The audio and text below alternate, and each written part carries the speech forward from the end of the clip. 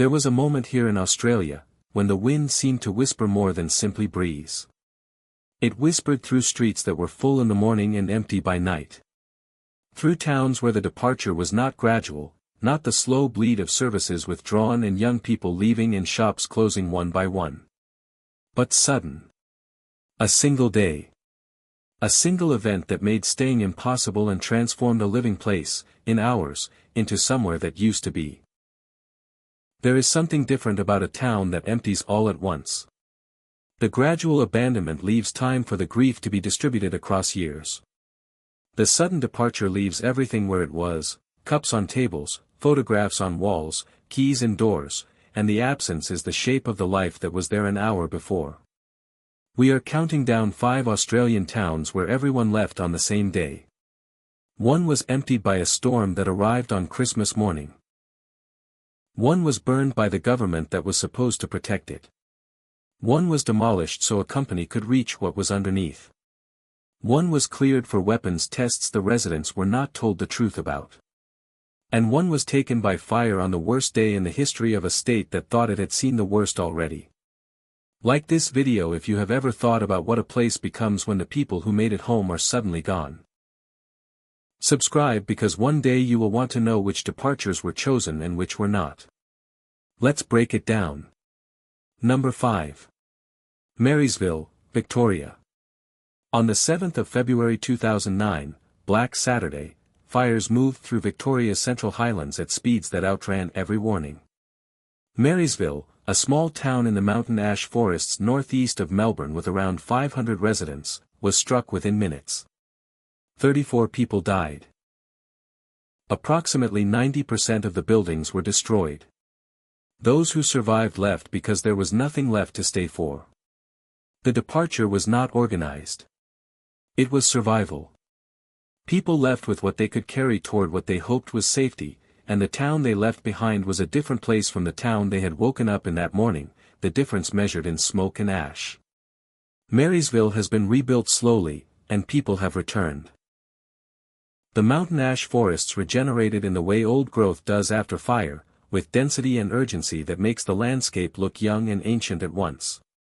But the people who were in Marysville on the 7th of February carry a departure that has never entirely ended. One survivor wrote, "We left in minutes with nothing.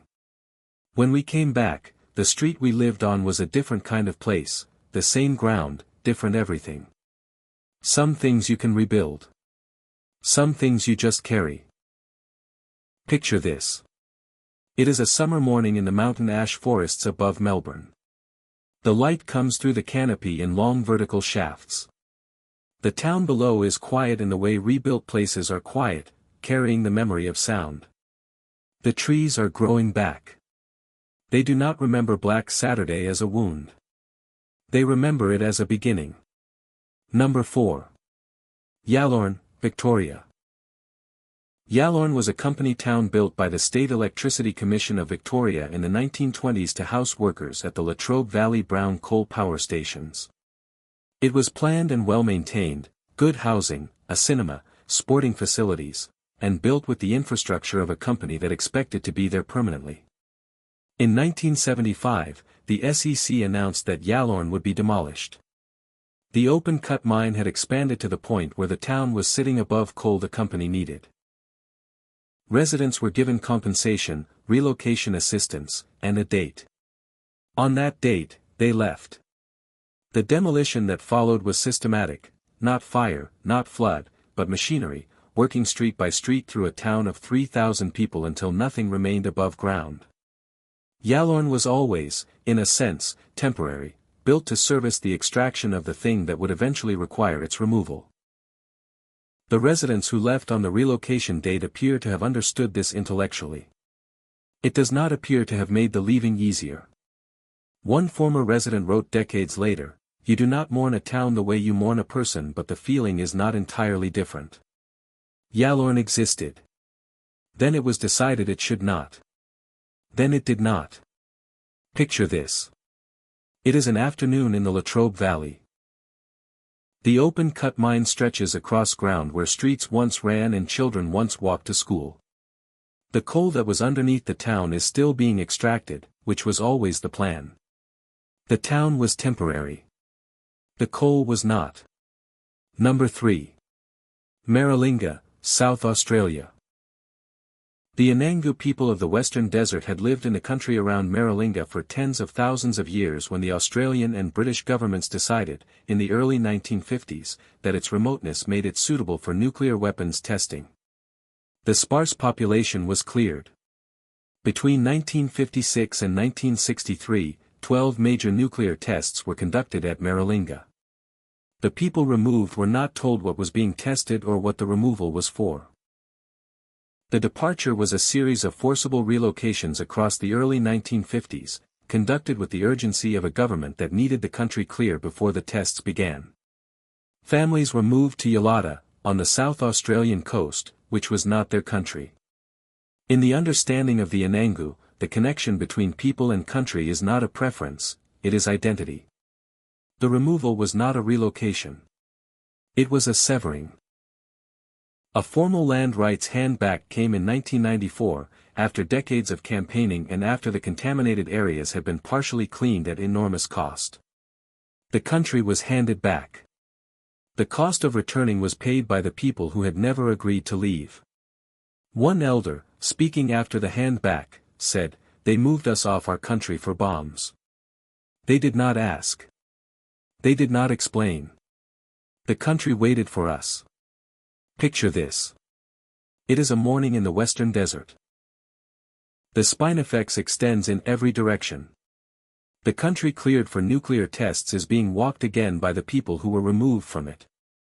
The country did not change. The decision to remove its people did not change the country. Number 2. Mapun, Queensland.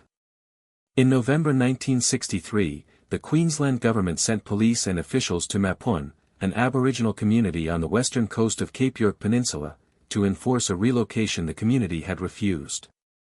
Residents were told to leave. Those who refused were removed. Their homes were burned to ensure there was nothing to return to. The reason given was amalgamation with another settlement.